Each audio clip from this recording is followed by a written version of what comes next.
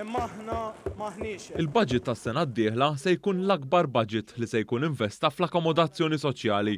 Dan itqal mill-Ministru għall-Akkomodazzjoni Soċjali Rodrik Galdes waqt konferenza tal-aħbarijiet bit-tema Malta li rridu għall-uliedna. Dan il-budget din is-sena ħajkun qed jagħti somma rekord fil-qasam tal-housing. Somma ta' investiment fil-qasam soċjali marbut mal-housing ta' 40 miljun euro. L-iktar rata qawwija li kellna fil-qasam tal-housing fl-istorja tal-Awtorità tad-Djar sa meta twaqfet fl-1976. Dan hekk kif il-budget minn 29 miljun euro tela għal ftit aktar minn 40 miljun euro.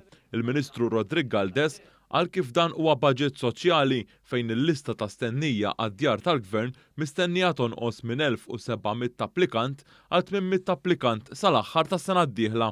Il-Ministru Galdes qal li l-budget għas-sena d-dieħla se jkun qed jilħaq aktar l-isfidi tal-affordabilità permezz ta' bosta miżuri.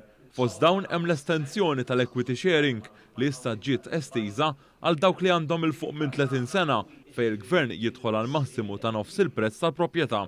Għal kera iżjed affordabbli, it-taxxa tal-proprjetà fuq il-beħ ta' dar sa 200,000 euro li tkun ilha tinkera 10 snin se torħos bin-nofs u jekk tinbih lill-inkwilin stess ma titħallas taxxa. Fuq beħ ta' proprjetajiet li ilhom jinkrow minn tal-inqas 3 snin sa massimu ta' 10 snin li nbiju lill-inkwilini eleġibbli għal benefiċċju tal-kera maħruġ mill-Awtorità tad-Djar, it-taxxa se tkun qed torħos bin-nofs. Il-Ministru Galdes semma kif se jissaħħaħ is-sussidju li jingħata lill-inkwilini f'kirjiet antiki kontrollati għal manutenzjonijiet strutturali li se jogħla għal 25,000 euro.